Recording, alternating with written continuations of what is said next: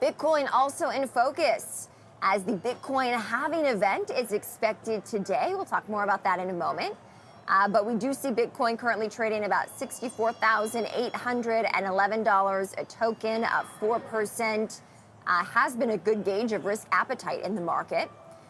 But it is rebounding after we had seen some previous weakness. But in previous cycles, Bitcoin halving did precede what was a strong reaction in the market. So joining me now to talk more about this in the world of cryptocurrency, the Bitcoin halving event happening today.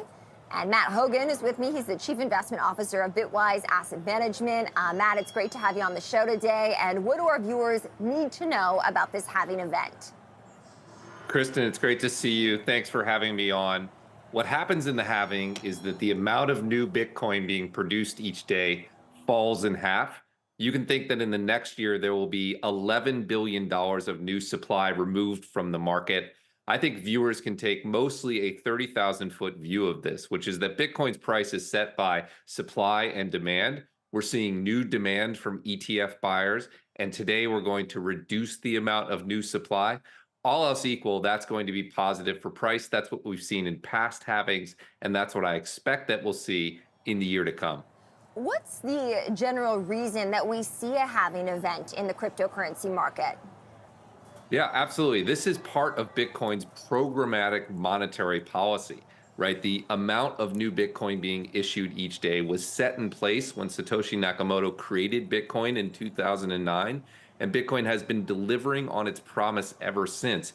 You can think about, we don't know what Jerome Powell will do with monetary policy in the next week, month, or year, but we know with certainty exactly how much new Bitcoin will be produced every day. So the halving is how Bitcoin issuance sets into the world, and it's just beautiful that we know exactly what will happen. So Matt, based on what I'm hearing, this will be a positive for the Bitcoin market. How long do you think that positive will last? Absolutely. In one sense, it will last forever, right? The amount of new Bitcoin being produced each day is falling in half permanently. We will never have as much new supply of Bitcoin as we do right now. But historically, if you look at the market, Kristen, what we've seen is, over the day or weeks surrounding the halving, there's not much impact at all. It's priced in. But if you zoom out over a full year, if you look past at the last three halvings, the first halving, the market went up about 8,800%. In the year that followed it. In the next one, a couple 100%. In the third one, again, a couple 100%. I would think of this as a year-long effect before it's fully digested for the market. And generally speaking, I think the effect will be positive. So Bitcoin certainly outperforming stocks today on a percentage basis. Matt, we had seen obviously what's happening in the Middle East, weighing on stocks of late, persistent inflation, and redialing of rate expectations in play as well. Do those factors impact Bitcoin, or is Bitcoin more immune? We've been meeting with financial advisors, family offices, and even endowments over the past few months since the Bitcoin ETF launched. And what I've heard more than anything from these investors is what they're really worried about is the potential for inflation reigniting. What they're really worried about is rising debt levels. And what they're seeing is that Bitcoin can be a hedge in their portfolio against those risks. Of course, on the margin, what's happening geopolitically matters. What's happening, with the halving matters. But really, the real concern, the thing people are focused on hedging out with Bitcoin, is that inflationary and debt risk. I would note that Ray Dalio put out a note this week saying, do you own enough non-debt money? And I think many investors are waking up to realize they don't have any non-debt money. What is non-debt money? It's either Bitcoin or gold. I'm seeing a lot of investors who are deciding to own both. And I think that's the dominant paradigm in the market right now. Interesting. So you would compare a Bitcoin price movement to the price movement that we see with gold. Is that the case?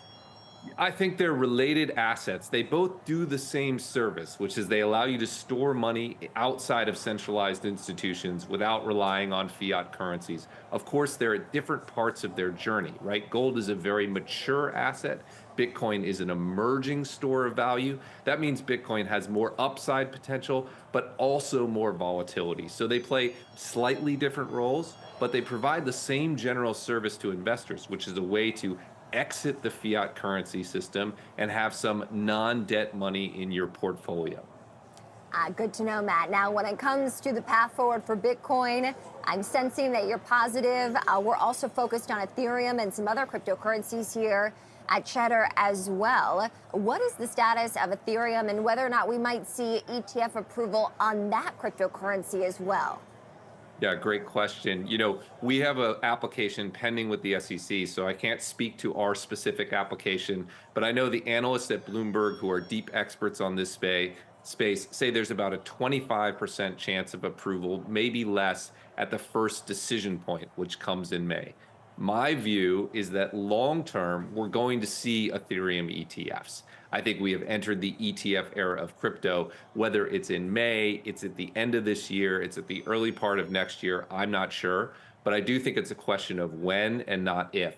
And just like the Bitcoin ETF was sort of the IPO of Bitcoin, it unlocked the ability for professional investors with trillions of dollars of assets to buy Bitcoin. And we've seen the impact that has had on price.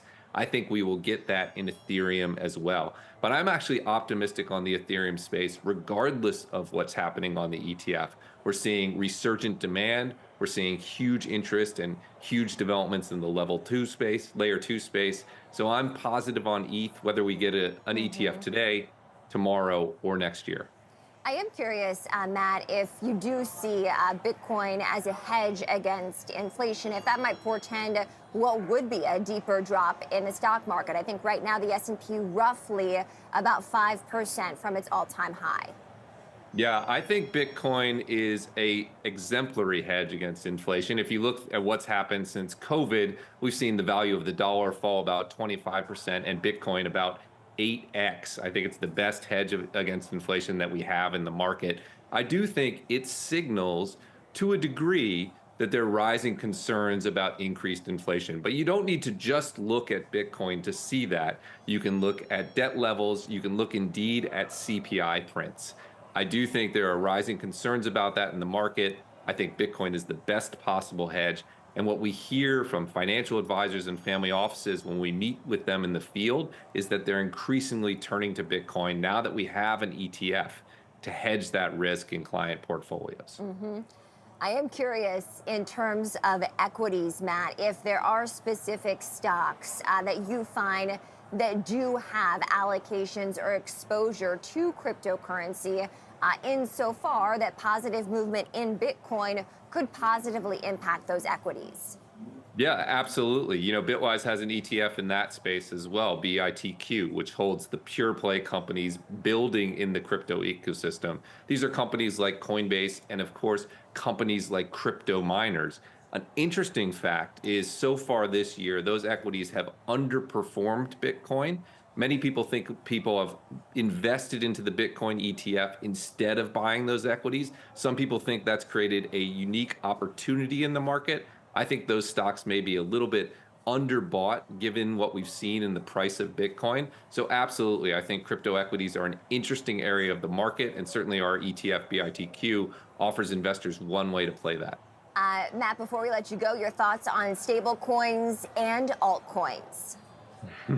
You're hitting all the things I'm most bullish on, Kristen. I'm hugely bullish on the stablecoin market. You've seen a real turnaround in DC where regulators and legislatures were skeptical of stablecoins, back a few years ago. And now they're very positive on that space. I think you've seen Wall Street embrace stablecoins as a massive growth business. They've looked at the tremendous earnings of firms like Tether, which are making almost as much money as Goldman Sachs these days. So I think the stablecoin market is about to hit another major leg of growth.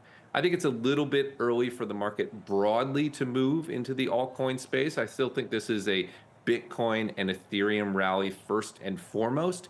But of course, there's interesting developments going on in Solana and other smaller assets as well. Look, crypto is in the middle of a multi-year bull market. I know the price has been chopping sideways for a few weeks now, but if you pan back out, we've been rallying ever since we put FTX behind us. I think that rally is still in the third or fourth inning. There's a ways to go, and there are a lot of assets to be excited about. All right, Matt Hogan, Chief Investment Officer of Bitwise Asset Management, joining us amid the Bitcoin halving. Matt, we appreciate it as always.